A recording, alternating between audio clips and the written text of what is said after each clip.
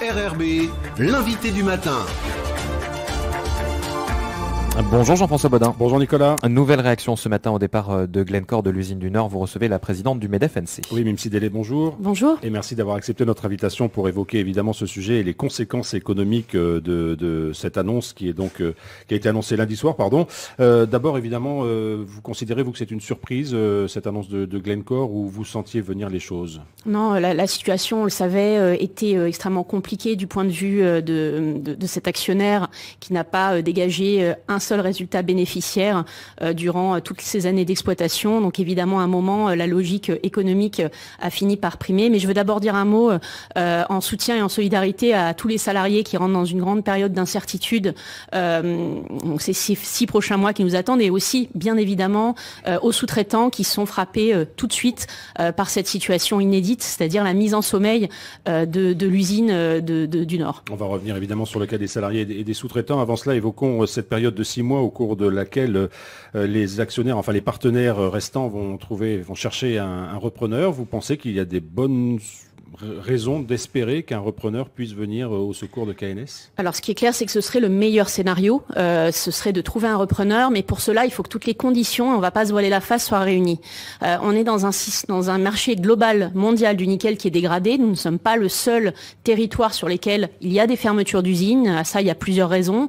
Le cours du nickel qui est extrêmement bas actuellement, mais aussi la montée en puissance de l'Indonésie qui, avec son partenaire chinois, déstabilise considérablement un marché qui est relativement atone. Donc dans ces conditions-là, évidemment, la mariée KNS, si je peux l'appeler comme ça, il faut au maximum l'habiller. Et pour ça, la transition énergétique et le plan que propose l'État via le pacte nickel, mais aussi la reprise à très court terme des exportations pour améliorer la situation financière, elle est fondamentale. Donc il est clair que le pacte nickel tel qu'il est aujourd'hui sur la table, c'est une chance pour trouver un éventuel repreneur. Et aujourd'hui, des chances, on n'en a pas tant que ça. Il faut la saisir, et il faut la saisir très très rapidement. Un repreneur à tout prix ? Mais écoutez, à tout prix, j'ai envie de dire oui, parce que les conséquences de toute façon d'une fermeture de site seront catastrophiques. Maintenant, il faut aussi préparer l'éventualité de pas de repreneur. Et ça, compte tenu des délais courts qui sont devant nous, ça se travaille dès maintenant, notamment pour envisager des solutions de reclassement et de soutien d'un certain nombre de filières qui vont être durement impactées. Alors justement, le gouvernement a mis en place un comité de suivi pour accompagner les salariés et les industriels dans cette période délicate. Est-ce que le MEDEF y participe? Est-ce que vous êtes associé à cette réflexion? Oui, le MEDEF a demandé la création de ce comité de suivi directement. Nous en félicitons de sa mise en œuvre. Il faut en effet impliquer tous les partenaires sociaux dans cette démarche, parce que nous allons devoir, filière par filière, identifier les mesures prioritaires à prendre pour le maintien de l'emploi ou pour la réorientation des emplois qui seraient amenés à être perdus du fait de cette fermeture. Je prends l'exemple par exemple du secteur du roulage, qui est évidemment très très impliqué dans le secteur du nickel, mais ça n'est pas uniquement les rouleurs sur mine qu'il va falloir aider, c'est globalement la filière roulage en Nouvelle-Calédonie qui, bien évidemment, compte tenu d'un niveau d'activité qui va brutalement s'effondrer, sera totalement impactée. Donc il faut raisonner filière et pas uniquement avec des solutions locales. Et aujourd'hui, c'est évidemment le cas des sous-traitants qui est le plus urgent, parce que eux, leur emploi ne sera pas maintenu dans les 6 mois qu'on appelle les 6 mois de transition. Absolument. Là, ils ont été informés hier, très précisément, de ce qui allait se passer dans les mois qui viennent. Et bien évidemment, la mise en sommeil supprime à plus ou moins brève échéance un certain nombre de contrats de sous-traitants.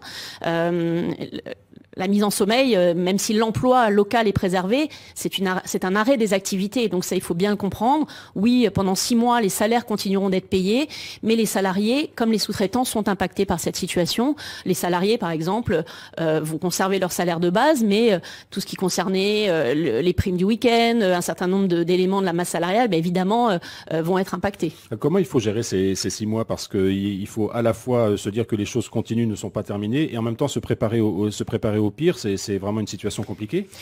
Il faut faire les deux, évidemment. Il faut se mettre dans les meilleures conditions pour assurer une reprise de l'activité, c'est-à-dire ce qu'a déclaré KNS, préserver bien évidemment le site industriel, former la main-d'œuvre, maintenir la main-d'œuvre en place, parce qu'il faut espérer cette reprise, c'est très important. Mais en parallèle, la responsabilité des pouvoirs publics et celle des partenaires sociaux, c'est d'anticiper le reclassement qui de toute façon sera inévitable pour un grand nombre de sous-traitants il faut s'y mettre dès maintenant parce qu'on ne peut pas attendre 6 mois et se retrouver dans une situation encore plus catastrophique au mois d'octobre. Alors parmi les conséquences de cette décision, il y a bien sûr la santé économique de la zone VKP. On sait que c'est une zone qui s'est beaucoup développée ces dernières années avec des commerces notamment qui se sont montés sur place.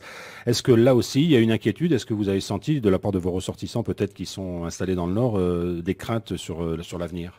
C'est incontestable. Aujourd'hui, une partie de la main-d'œuvre de KNS va être démobilisée, la main-d'œuvre expatriée qui vivait sur place, qui avait des revenus, qui consommait sur place. On minimise souvent un peu le nombre. On dit qu'ils ne sont pas si nombreux que ça, quelques dizaines. Oui, mais attendez, globalement, une rémunération chaque année, c'est des millions de consommations qui viennent sur la zone et puis bien évidemment les sous-traitants et toute la consommation induite par leur activité qui a quand même été évaluée par le rapport de l'IGF à plusieurs milliards chaque année. Et évidemment, on peut considérer que ça va concerner directement la zone VKP. Donc bien évidemment, c'est un motif d'inquiétude. Et là, tous les plans de relance que nous appelons de nos voeux pour l'économie, toute la diversification de l'économie calédonienne que nous demandons depuis maintenant des années, elle est urgente. Il faut trouver les moyens de relancer l'activité sur d'autres types de secteurs. Alors pour autant, on a l'impression que les choses ne bougent pas. On parle évidemment en ce moment beaucoup de KNS. On sait que les 2 autres usines ne sont pas complètement encore sorties d'affaires. Certains évoquent une stratégie nickel globale. Visiblement, elle ne se met pas en route parce qu'il y a encore des réticences. C'est là que le bas blesse, selon vous ? Il faudrait vraiment une stratégie globale ? Il faut une stratégie globale. Il faut une stratégie globale pour la filière nickel.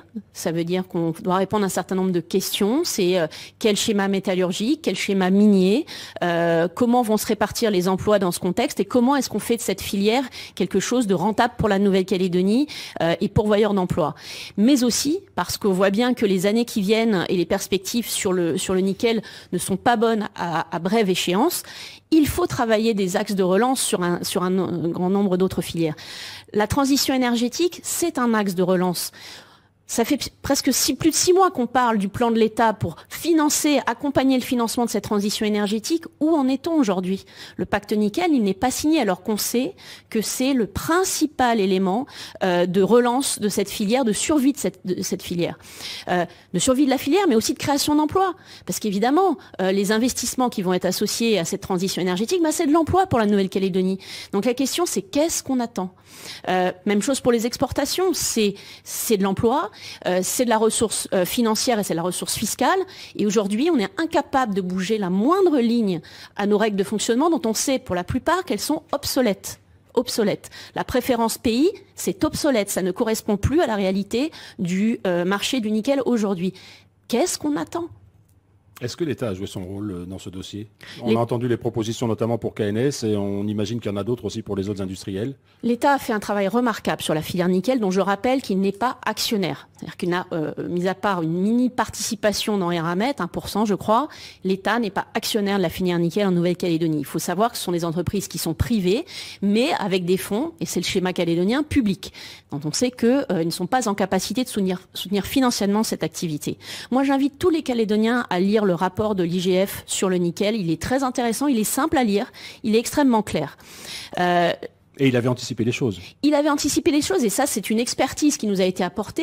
Il y a des propositions de solutions, il y a des analyses approfondies de la situation. Le diagnostic est posé et ça, c'est grâce à l'État, d'une certaine façon, qu'on a ce type d'informations. Eh bien, au-delà de l'aide financière que l'État continue d'apporter, puisque soit via des prêts, soit via la défiscalisation qui a soutenu énormément, notamment l'usine du Nord, à 200 millions d'euros, la construction de cette usine. Eh bien, je dirais que l'État a joué son rôle. Mais maintenant, la responsabilité, elle est dans notre camp. Elle est chez les politiques calédoniens qui portent une responsabilité énorme face à leurs contribuables. Je rappelle que les emplois commencent à disparaître. Une dernière question, Mim Sidélé, le ministre de l'Intérieur et des Outre-mer vient à la fin du mois là en Nouvelle-Calédonie. probablement pour faire avancer les choses politiquement. Est-ce que vous pensez que ce dossier du nickel et de KNS sera au cœur des discussions qu'il faudra engager avec lui?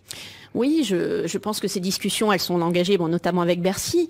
Mais nous, en tout cas, du côté du monde économique, on espère que le ministre de l'Intérieur va engager très très rapidement toutes les mesures nécessaires pour relancer le débat institutionnel de la Nouvelle-Calédonie. On voit bien aujourd'hui que nous sommes bloqués dans un grand nombre de décisions par des circuits décisionnels provinciaux, une lourdeur exceptionnelle qui finalement entrave le développement économique. Est-ce qu'on peut continuer dans cette situation-là des mois, des années? Je ne le crois pas. La Nouvelle-Calédonie a besoin de retourner rapidement aux urnes pour se doter d'institutions renouvelées, conscientes des problématiques actuelles, et il faut absolument que ça se fasse vite. Nous y voyons une urgence parce que le débat doit reprendre et doit reprendre avec une légitimité démocratique accrue. Mime Sidélé, présidente du MEDEF, merci beaucoup d'avoir accepté notre invitation ce matin. Merci Jean-François.